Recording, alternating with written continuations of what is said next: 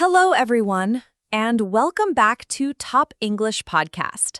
My name is Moon, and today I'm really excited because we're doing something special.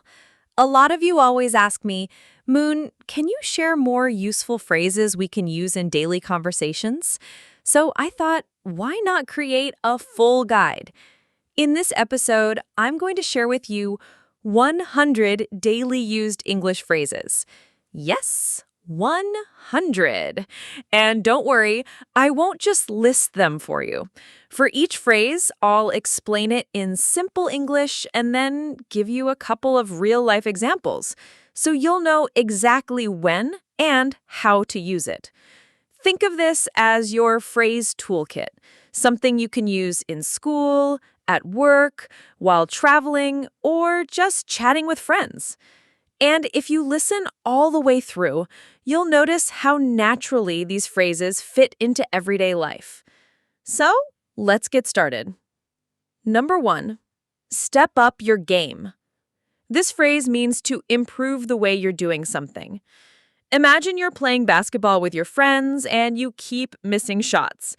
One of them might laugh and say, "Come on, step up your game." It's not an insult, it's encouragement. Another example, your boss notices you're always late with reports.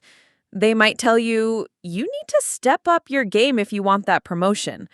Basically, it's a push to do better. Number 2, it's not my type. We use this when something doesn't match our preference or taste. Let's say your friend wants you to watch a horror movie, but you don't like scary films. You could say, horror is not really my type. Or imagine someone is suggesting food, like sushi, and you don't enjoy it. You can politely respond, "Thanks, but sushi is not my type." It's a soft way to reject something. Number 3, give it a try. This one means try it once and see how it goes. For example, your friend is nervous about joining a dance class. You can encourage them, just give it a try. You might enjoy it. Another case, someone doubts their cooking skills. You say, "Come on, give it a try. What's the worst that could happen?" It's about taking a chance without pressure. Number 4, I don't think so. A polite way to disagree or refuse. For instance, your coworker suggests working overtime on Saturday, but you already have plans.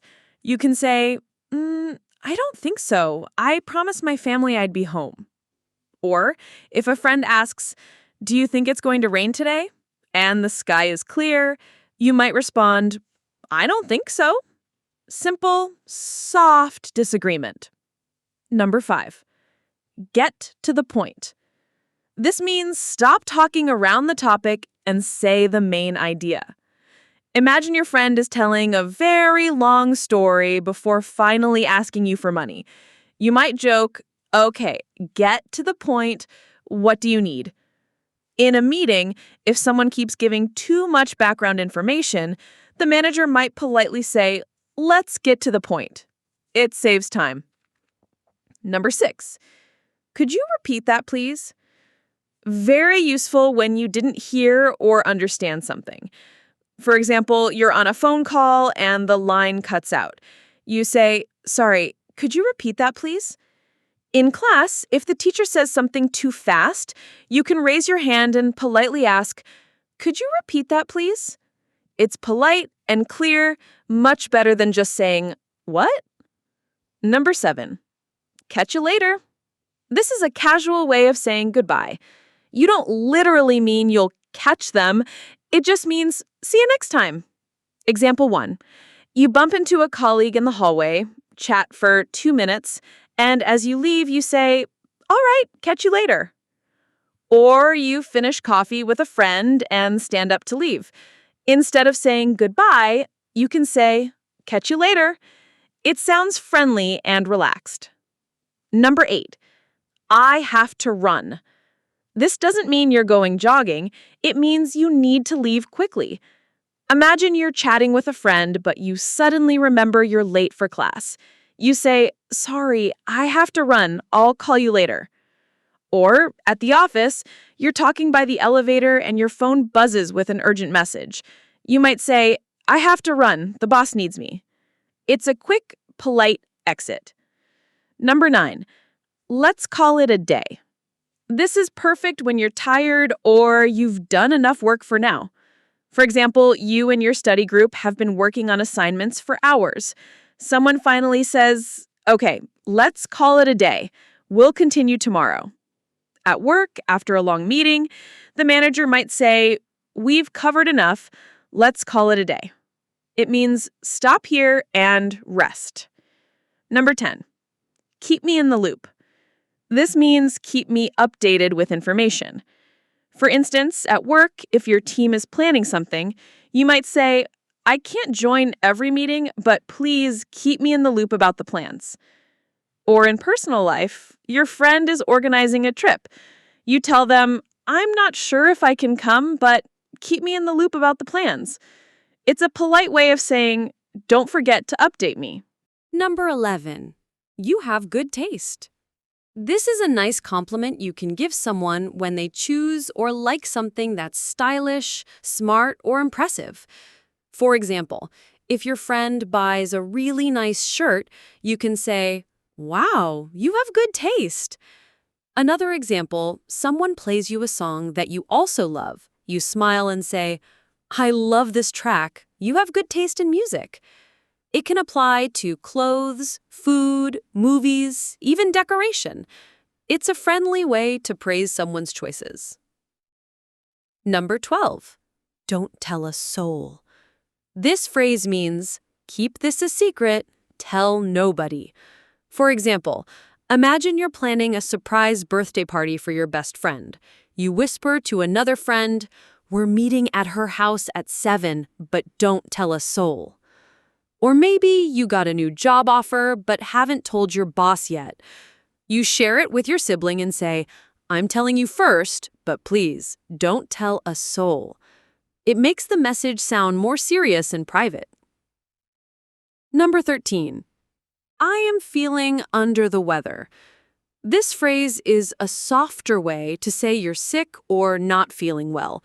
For example, if your coworker calls and asks why you didn't come in, you can say, I'm feeling under the weather today, so I decided to rest. Another case, your friend invites you to go out, but you're a bit sick. You say, sorry, I can't join tonight. I'm feeling under the weather. It's polite and it sounds gentler than just saying, I'm sick.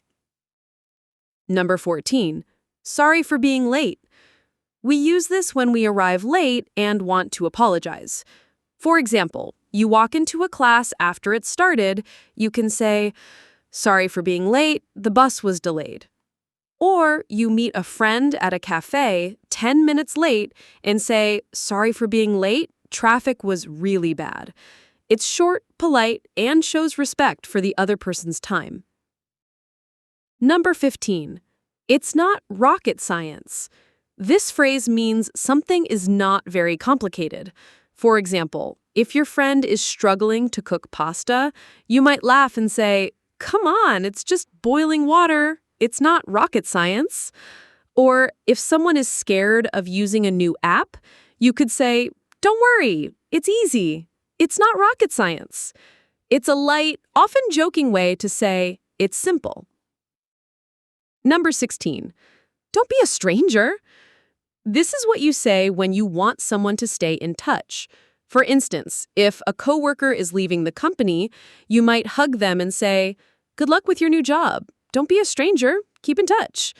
Or when you meet an old friend and they promise to visit, you can say, yes, please come by. Don't be a stranger. It's warm and friendly, encouraging the relationship to continue. Number 17, I don't buy that. This doesn't mean shopping. It means you don't believe what someone is saying. For example, if a coworker tells you, I was late because my alarm didn't ring, but you think they're lying, you might say to yourself, I don't buy that. Or if a politician makes a big promise, you might tell your friend, honestly, I don't buy that. It sounds too good to be true. It's a casual way of saying, I don't believe it. Number 18. I told you so. We use this when we warned someone before and later we were proven right. Imagine you told your friend, "Don't forget your umbrella, it might rain." They ignored you, and then it rains heavily. You laugh and say, "Ha, I told you so." Or you warned a coworker about a mistake in their report. Later, the boss points it out. You might say, "See, I told you so." Be careful, though. Sometimes it can sound a little smug. Number 19. Don't sweat it.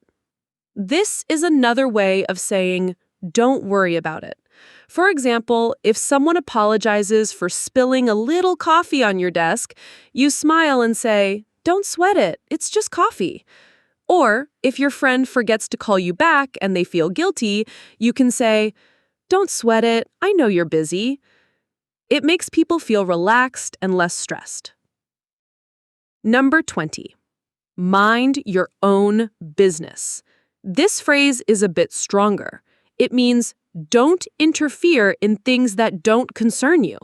For example, if someone asks very personal questions, you might reply, "Hey, mind your own business."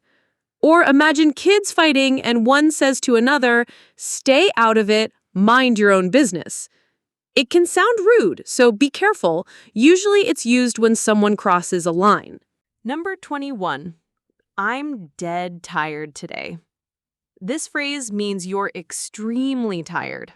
For example, after working a full shift at the office and then going grocery shopping, you might reach home and say, "I'm dead tired today. I just need to lie down." Or imagine coming back from a long hike with your friends. You collapse on the couch and laugh, "Guys, I'm dead tired." It's stronger than just saying, "I'm tired." Number 22. I'm on the way. We say this when we're traveling to meet someone or heading to a place. For instance, if your friend calls and asks, "Where are you? We're waiting at the cafe." You can reply, "Don't worry, I'm on the way." Another example, your mom asks if you're coming home soon. You text her, "Yes, I'm on the way." It's short, clear, and very common in daily life. Number 23. It's up to you. This means you leave the decision to the other person. For example, when choosing a restaurant, your friend asks, "Pizza or Chinese food?" You reply, "It's up to you. I'm fine with both." Or in a group project, someone asks whether to meet online or in person, and you say, "It's up to you guys." It's polite and shows flexibility. Number 24. Glad to hear that. We use this to show happiness at someone else's good news. For example, if a friend tells you, "I passed my driving test," you smile and say, "Glad to hear that." Or if your cousin says, "I'm feeling much better after being sick," you reply, "Oh, glad to hear that." It shows you're supportive and happy for them. Number 25. It's no big deal. This means something is not a serious problem. For example, if someone accidentally bumps into you and apologizes, you can say, "It's no big deal." Or if your coworker feels guilty for forgetting to send an email, you calm them down by saying, "Don't worry, it's no big deal." It makes people feel reassured. Number 26. Don't take it to heart. We use this when we don't want someone to feel upset about criticism or a harsh comment. For example, if your teacher gives you tough feedback on an assignment, your friend might comfort you, "Don't take it to heart, it's just to help you improve." Or if a stranger says something rude on social media, you can tell yourself, "Don't take it to heart." It means don't let it hurt you too much. Number 27. Last but not least. This is often used when mentioning the final item in a list, but you still think it's important. For example, at a school award ceremony, the host might say, "We've thanked the teachers, the parents, and last but not least, the hard-working students." Or in a presentation, you could say, "We discussed challenges, solutions, and last but not least, future opportunities." It makes the final point sound special. Number 28. It's out of order. This means something is broken or not working. For instance, you walk into a building and see a sign on the elevator saying, out of order. Or if you try to use a vending machine and it doesn't respond, you complain, oh no, it's out of order. It's mostly used for machines or systems. Number 30. It's now or never.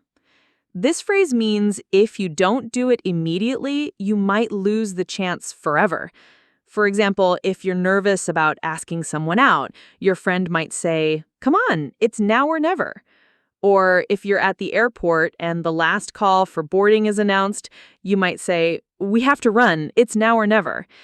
It adds urgency to the situation. Number 30. Why the long face? This is a friendly way to ask why someone looks sad. For example, if you notice your classmate sitting quietly and frowning, you can say, hey, why the long face? Or when you see your sibling upset after losing a game, you might ask, why the long face? It's just a game. It shows care, but it's said in a light and casual tone. Number 31. It's on me. We use this when we're paying for someone else. For example, you're out having coffee with a friend, and when the bill comes, you smile and say, don't worry, it's on me today. Another situation. After dinner with your younger brother, he reaches for his wallet, but you stop him and say, nope, it's on me. It's a generous and friendly phrase. Number 32. I am over the moon. This means you're extremely happy. For instance, imagine you just passed a tough exam. You'd say, I'm over the moon right now. Or when someone gets accepted into their dream job, they call their friend and say, I'm over the moon about the news. It's a more exciting way of saying, I'm very happy. Number 33. Read between the lines. This means to look for a hidden meaning, not just the obvious words. For example, your boss sends an email saying, we may need to make some changes, and your coworker whispers, if you read between the lines, I think layoffs might be coming. Another example, a friend says, I'm fine, but you notice their tone. You read between the lines and realize they're upset. Number 34. What a small world! We say this when we meet someone unexpectedly or discover a surprising connection. For example, you're traveling abroad and bump into your old school friend. You laugh and say, wow, what a small world. Or you find out that your coworker knows your cousin. You shake your head and say, what a small world. It expresses surprise at coincidences. Number 35. I am stuck.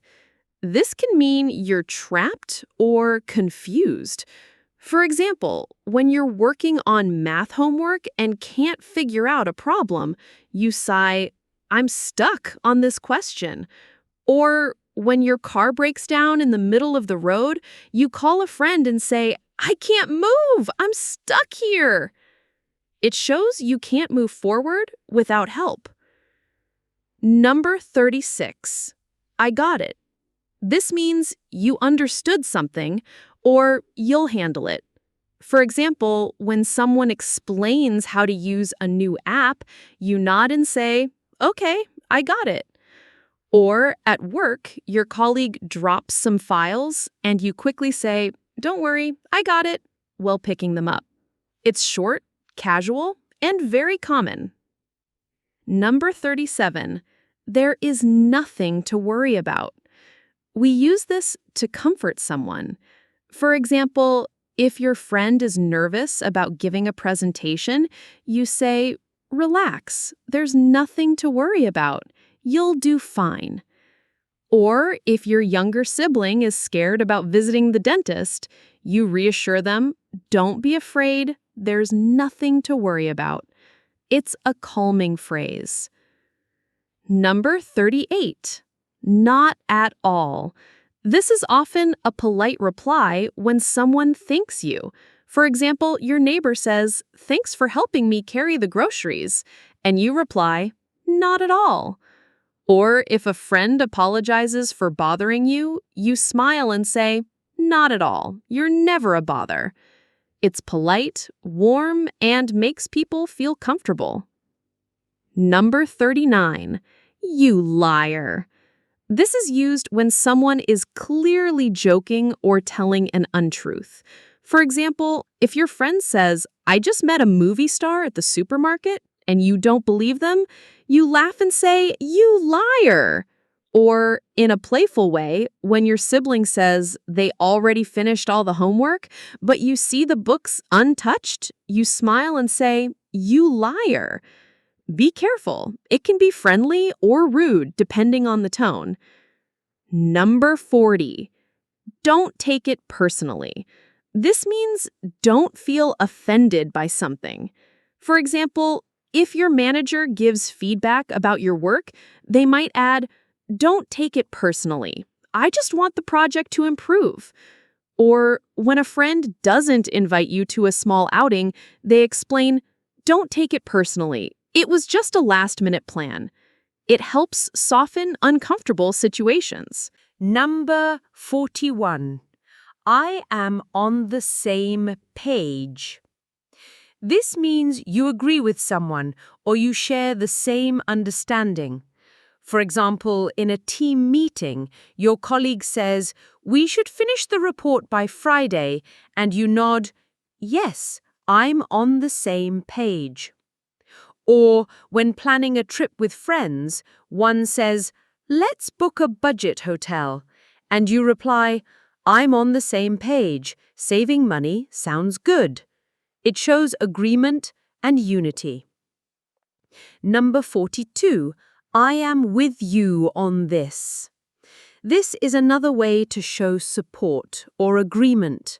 For example, if your friend says, "I think we should start exercising regularly," you reply, "I'm with you on this." Or, at work, your coworker suggests a better idea for a project, and you say, "I'm with you on this. It makes sense." It's supportive and encouraging. Number 43. Take it easy.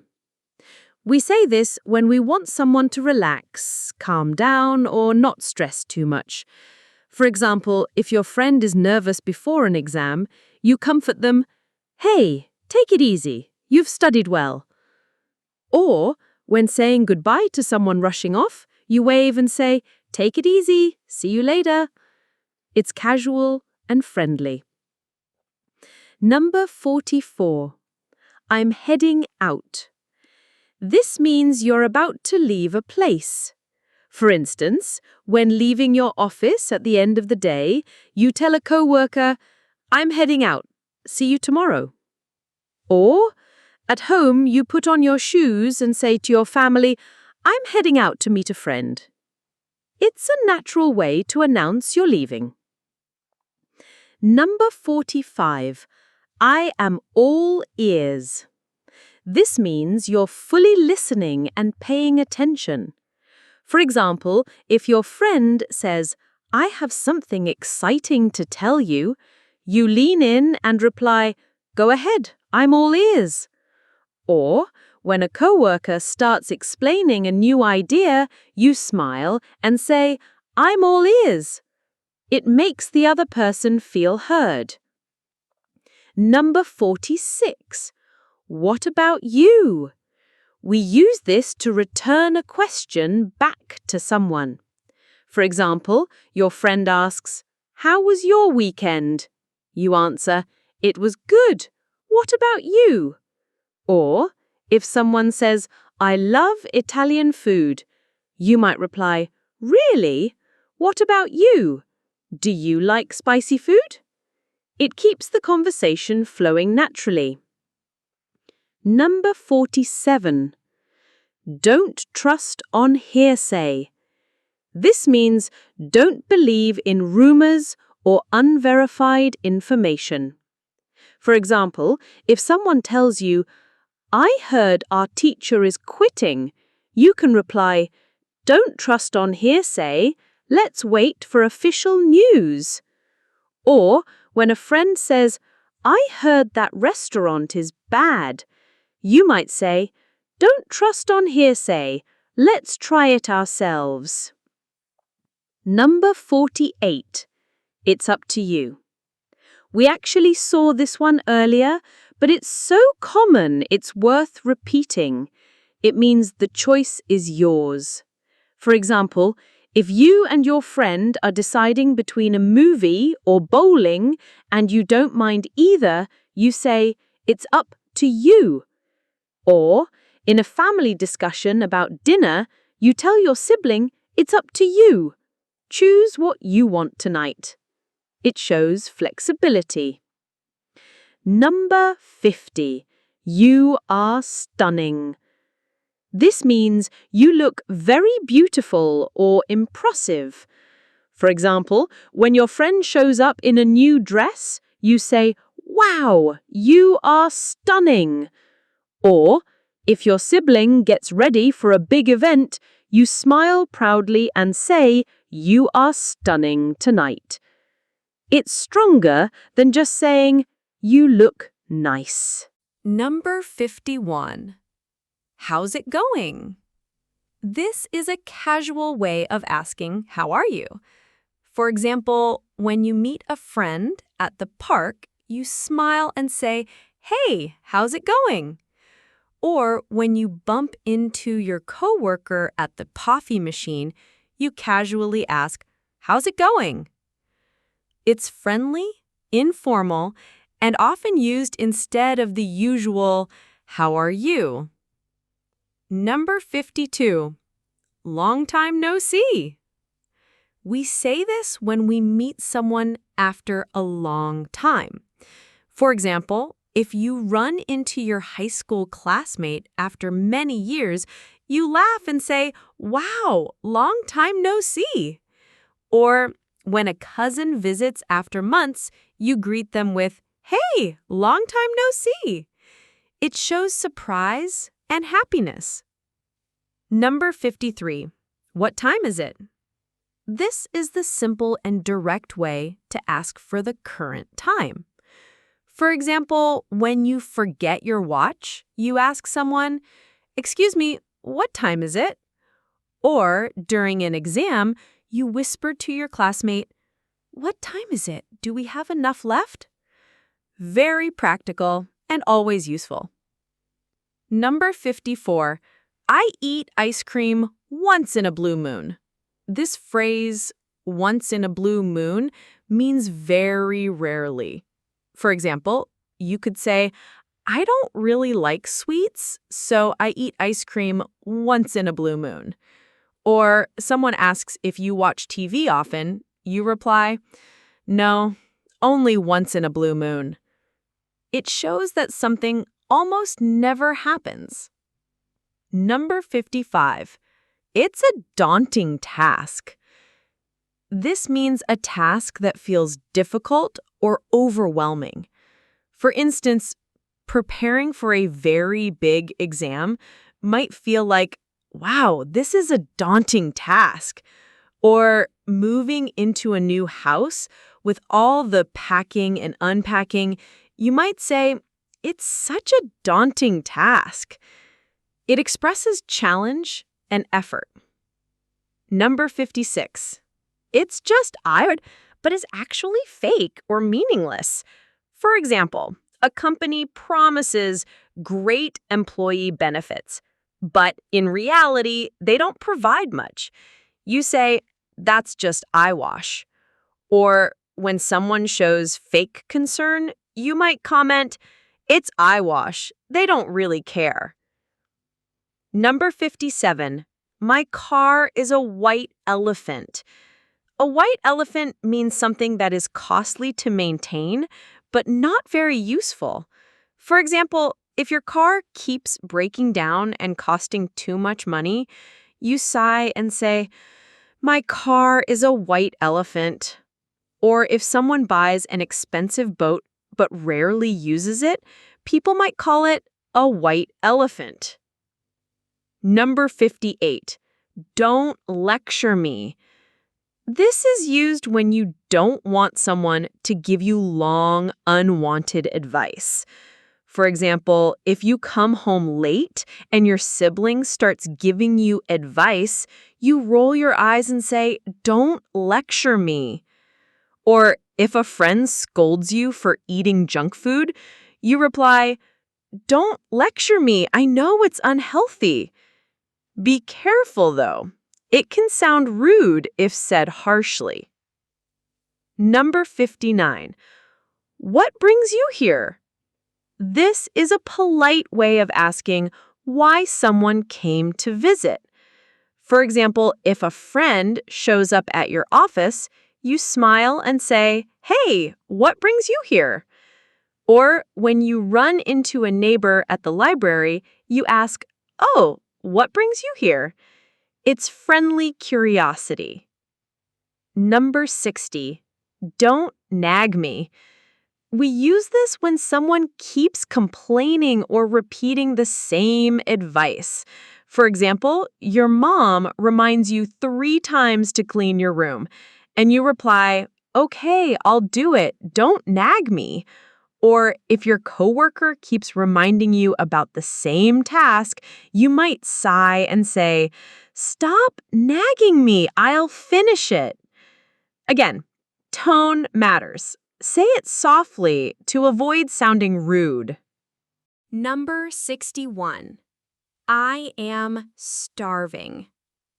This means you are very hungry. For example, after a long day at work, you come home and say, "I am starving. Let's eat something quickly." Or after a morning workout, your friend asks if you want lunch, and you say, "Yes, I am starving." It's stronger than just saying, "I'm hungry." Number 62. I really appreciate it. This is a polite way to thank someone. For example, if your friend helps you carry heavy bags, you smile and say, "I really appreciate it." Or if your coworker stays late to help finish a project, you tell them, "I really appreciate it. Thank you so much." It sounds warmer and more sincere than a simple thanks. Number 63. My apologies is a formal way to say, "I'm sorry." For example, if you accidentally bump into someone on the street, you say, "My apologies, I didn't see you there." Or if you submit a report late at work, you might email, "My apologies for the delay." It's polite and professional. Number 64. That's not the case. This phrase is used to correct someone politely. For example, if someone says, "I think you don't like spicy food," you can reply, "That's not the case. I actually love it." Or if a friend assumes you missed a meeting because you didn't want to go, you say, "That's not the case. I was stuck in traffic." It's polite and factual. Number 65. Beats me. This means I don't know or I have no idea. For example, if someone asks you why the Wi-Fi isn't working, you shrug and say, "Beats me. Maybe it's the router." Or if a friend asks why their phone keeps crashing, you reply, "Beats me. I've never had that problem." It's casual and common in spoken English. Number 66. I messed up. This means you made a mistake. For example, if you send an email to the wrong person, you might tell your coworker, "I really messed up on that one." Or if you forget your friend's birthday, you apologize and say, "I messed up. I'm so sorry." It's honest and self-reflective. Number 67. I am into it. This means you like something or are very interested in it. For example, if your friend recommends a new TV series and you enjoy it, you say, "Wow, I'm really into it." Or if someone invites you to a painting class and you love it, you reply, "I'm totally into it." It's casual and enthusiastic. Number 68. It's a piece of cake. This means something is very easy. For example, if a friend says, "I'm worried about this test," you reply, "Don't worry, it's a piece of cake. You've studied well." Or if someone fears cooking a simple pasta dish, you say, "Relax, it's a piece of cake." It's fun and idiomatic. Number 69. I am exhausted. This means you are extremely tired. For example, after running errands all day, you flop on the couch and say, "I am exhausted. I need a nap." Or after a long hike, you sigh and tell your friend, "I'm completely exhausted." It's more intense than just saying tired. Number 70. I am gloomy. This means you feel sad, low, or in a bad mood. For example, if it's a rainy day and you feel down, you say, "I'm feeling gloomy today." Or if your favorite team loses a match, you might say, "I am gloomy after that game." It's about emotions rather than physical state. Number 71. It sounds good. We use this to agree with a plan or idea. For example, if your friend says, "Let's meet for coffee at 5 p.m., you reply, "Sure, it sounds good." Or at work, if your colleague suggests a new strategy for a project, you nod and say, "It sounds good. Let's try it." It's polite, casual, and very common. Number 72. Break a leg. This is a way to wish someone good luck, often before a performance or big event. For example, if your friend has a stage performance, you cheer them with, "Break a leg tonight." Or if someone is giving an important presentation, you say, "Break a leg. You'll do great." It's friendly and supportive. Number 73. I have a lot on my plate. This means you have many tasks or responsibilities. For example, if a colleague asks you to join a new project, you might say, "I'd love to, but I have a lot on my plate right now." Or, if a friend wants to meet, but you're busy with exams and work, you reply, "I have a lot on my plate this week." It's casual and conveys being busy. Number 74. Hang on. This means wait for a moment. For example, when your friend calls you and you need to grab your phone charger, you say, "Hang on, I'll be ready in a second." Or during a discussion, you hear something confusing and say, "Hang on, can you repeat that?" It's very casual and widely used. Number 75. Mark my words. We use this when we are very sure about something happening in the future. For example, if your favorite team is going to win a match, you say, "Mark my words, they'll win this time." Or if you're predicting success for a friend's business idea, you say, "Mark my words, it's going to be huge." It's confident and emphatic. Number 76, I keep my word. This means you always do what you promise. For example, if you promised a friend to help them move, you say, "Don't worry, I keep my word."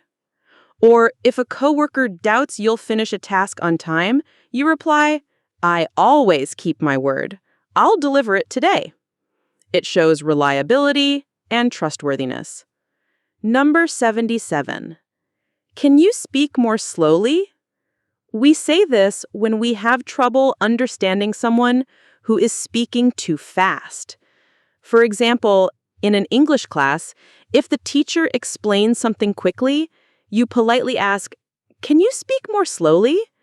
Or during a phone call with a foreign friend, you might say, "Sorry, can you speak more slowly? I didn't catch that." It's polite and very useful for learners. Number 78. That makes sense. We use this to show understanding. For example, if a friend explains why they were late, you reply, "Ah, that makes sense." Or when your manager explains a new process at work, you nod and say, "That makes sense. I understand now." It's a casual way to show comprehension. Number 79. "I'm sorry to hear that." This is a polite way to express sympathy. For example, if your friend says, "I didn't pass the test," you respond, "I'm sorry to hear that." Or if a colleague says their pet is sick, you say, "I'm sorry to hear that. I hope it gets better soon."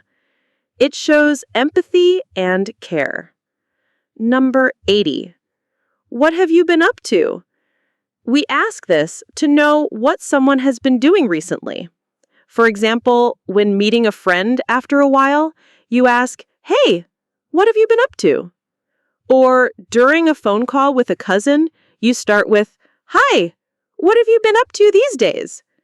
It's friendly, casual, and a great conversation starter. Number 81. No way! We use this to express surprise or disbelief. For example, if a friend tells you they won the lottery, you gasp and say, "No way! That's amazing!" Or if someone says they saw a celebrity at the grocery store, you reply, "No way! Are you serious?" It's casual and very expressive. Number 82. I hear you. This means you understand or agree with what someone is saying. For example, if your coworker complains about a tough day, you say, "I hear you. It's been a long day." Or if a friend explains their frustrations, you nod and say, "I hear you. I've been there too." It shows empathy and active listening. Number 83. You've got a point there. We use this when we agree with someone's argument or opinion. For example, if a friend says, "Eating early helps with digestion," you reply, "You've got a point there." Or during a team discussion, someone suggests a better approach and you say, "You've got a point there. That makes sense." It's casual and shows agreement politely. Number 84. Have a good one. This is a casual way of saying have a good day or time. For example, when leaving a friend after lunch, you say, "See ya, have a good one." Or after a meeting with a colleague, you smile and say, "Thanks for your time. Have a good one." It's friendly, short, and very common. Number 85. I can't thank you enough. We use this to express deep gratitude. For example, if a friend helped you move to a new apartment, you say, "I can't thank you enough for all your help." Or if someone supports you through a difficult time, you say, "I can't thank you enough. It means a lot." It's more sincere than a simple thank you. Number 86. Don't mention it. This is a polite reply to someone who thanks you. For example, if a friend says, "Thanks for helping me with my homework," you reply, "Don't mention it. Happy to help." Or if a colleague thanks you for covering their shift, you say, "Don't mention it. It was no problem." It's friendly and humble. Number 87. I have no idea. This is used when you don't know something. For example, if someone asks, "Where is the meeting room?" and you don't know, you say, "I have no idea. Let's ask someone." Or if a friend asks why a software isn't working, you shrug and say, "I have no idea." It's casual and honest. Number 89. Time to hit the sack. This means it's time to go to bed. For example, after a long day, you yawn and say, "I'm exhausted. Time to hit the sack." Or when staying at a friend's house late at night, you say, "It's getting late. Time to hit the sack." It's informal and friendly. Number 90. I am in a rush. This means you're very busy or need to leave quickly. For example, when your friend asks to chat but you're late for work, you say, "I'm in a rush. Can we talk later?" Or while leaving the house to catch a bus, you tell your sibling, "I'm in a rush. I can't wait." It conveys urgency naturally. Number 91. Do you have this in a different size? We use this when shopping for clothes or shoes. For example, in a store, you pick up a shirt and ask the shop assistant, "Do you have this in a different size?" Or if you're buying shoes and the pair is too small, you ask, "Do you have this in a larger size?" It's polite and practical for shopping situations. Number 92. I am down for that. This means you agree or are willing to do something. For example, if a friend says, "Do you want to watch a movie tonight?" You reply, "Sure, I'm down for that." Or if someone suggests trying a new restaurant, you say, "I'm down for that. Sounds fun." It's casual, friendly, and shows enthusiasm. Number 93. That's hilarious. This is used when something is very funny. For example, if your friend tells a funny story, you laugh and say, "Oh, wow, that's hilarious." Or while watching a comedy show, you comment, "That's hilarious. I can't stop laughing." It's more expressive than just saying funny. Number 94. It's not a big deal. We use this to downplay a mistake or a situation. For example, if someone apologizes for being late, you smile and say, "It's not a big deal, don't worry." Or if a friend spills a little water, you reassure them, "It's not a big deal, it's okay." It's casual and calming. Number 95. You nailed it. This means you did something perfectly or very well. For example, after your friend gives an excellent presentation, you say, "Wow, you nailed it." Or if someone cooks a perfect meal, you smile and say, "You nailed it. This is amazing." It's encouraging and casual. Number 96. You never know. We use this when the future is uncertain or unpredictable.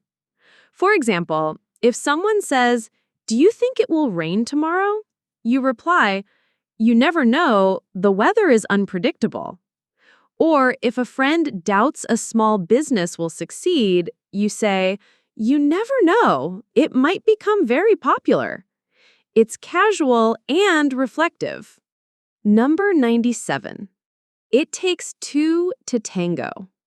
This means both people are responsible in a situation, often in arguments or relationships.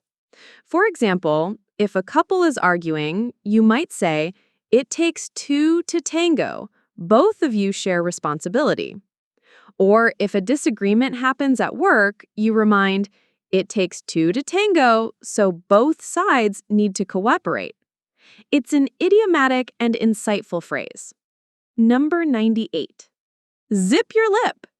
This means to stop talking, often used jokingly or seriously. For example, if your sibling is teasing you, you laugh and say, "Zip your lip."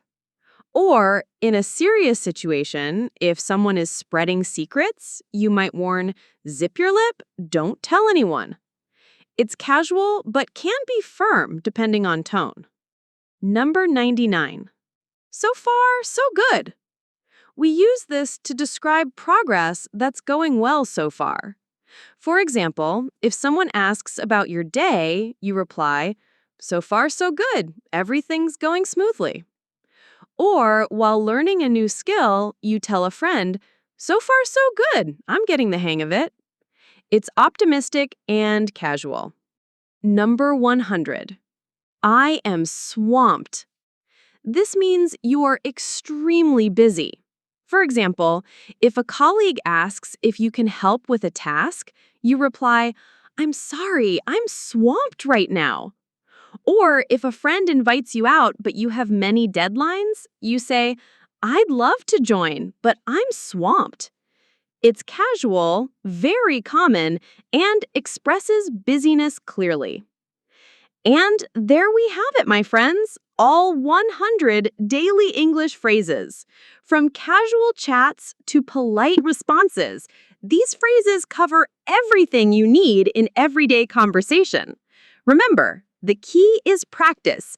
Speak them out loud, use them with friends, and soon they'll become natural. I hope you enjoyed this journey and feel more confident in your English.